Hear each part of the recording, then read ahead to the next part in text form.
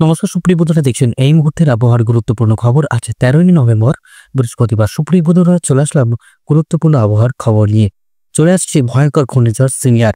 মাসের শেষে আছড়ে পড়বে ঘূর্ণিঝড় সিনিয়র। কোন জায়গায় আছড়ে পড়বে এবং আগামী 5 দিনের আবহাওয়া কেমন থাকতে চলেছে আমাদের পশ্চিমবঙ্গের পাশাপাশি ভারতবর্ষের সমস্ত রাজ্যে, তো অবশ্যই ভিডিওটাকে ধৈর্য সহকারে সম্পূর্ণ দেখুন। খুব তাড়াতাড়ি আপনাদেরকে আপডেটটি দেখিয়ে দেবো।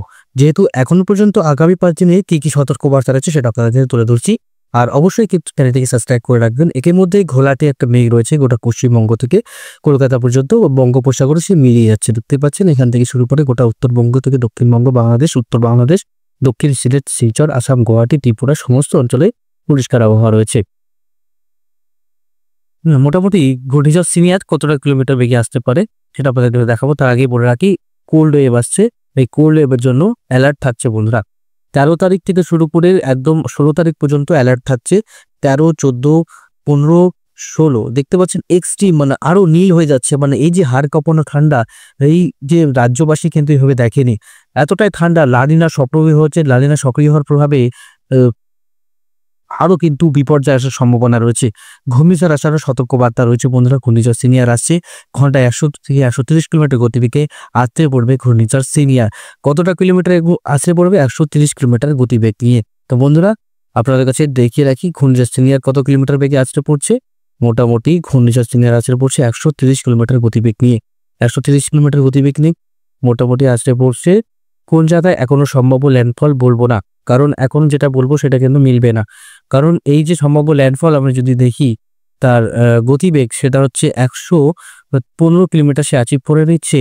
এই যে উপকূল বরাবর চেন্নাই, নীলর, বিজয়বাড়া হয়ে সে আমাদের পশ্চিমবঙ্গের দিকে অগ্রসর হবে। তা আমাদের পশ্চিমবঙ্গ কিন্তু সতর্কবার্তা থাকবে। আগামী 20 তারিখ থেকে 28 তারিখ পর্যন্ত সমুদ্রে যাওয়ার নিষেধাজ্ঞা জারি থাকবে মৎস্যজীবীদের জন্য। চাষি ভাইদের জন্য আগামী 5 দিনের কোনো সতর্কবার্তা নেই। আগামী 5 দিন বৃষ্টিপাত হবে কিনা সেটাও দেখিয়ে দিচ্ছি বন্ধুরা। ঘূর্ণিঝড় সিনিয়র, এটা হচ্ছে ঘূর্ণিঝড় সিনিয়র। আর এই সিনিয়র নিয়ে যেটা আপডেট বন্ধুরা, অনেকটা স্তরে থাকছে। 1, 2, 3, 4, 5, 6, 6টি স্তরে ঘূর্ণিঝড় সিনিয়র তৈরি হচ্ছে। তারপরে আস্তে আস্তে কিন্তু পরিবর্তন থাকবে। তারপরে বিভিন্ন জায়গায় সে নিম্নচাপ আকারে বৃষ্টিপাত ঘটাবে। এবার বন্ধুরা, বৃষ্টিপাত কতটা থাকবে সেটা আপনাদের কাছে দেখিয়ে দিচ্ছি। মোটামুটি বৃষ্টিপাত আমাদের পশ্চিমবঙ্গে আগামী 5 দিনে কোনো বৃষ্টির সতর্কবার্তা নেই বন্ধুরা। আগামী 5 দিনে কোনো বৃষ্টির সতর্কবার্তা নেই। আর মোটামুটি ধরে রাখুন 21 তারিখ পর্যন্ত কোনো বৃষ্টির সতর্কবার্তা নেই বন্ধুরা। 21 তারিখ পর্যন্ত কোনো বৃষ্টির সতর্কবার্তা নেই। আগামী 10 দিন কোনো বৃষ্টিপাত হবে না। আমাদের রাজ্যে শুকনো আবহাওয়া বজায় থাকবে। কোনো জায়গায় বিপর্যয়, কোনো সতর্কবার্তা নেই।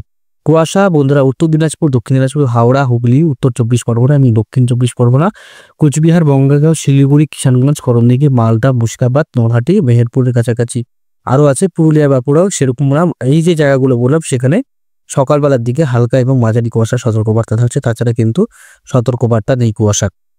18 তারিখ থেকে পর দক্ষিণবঙ্গে তার কুয়াশার পরিমাণ বাড়বে।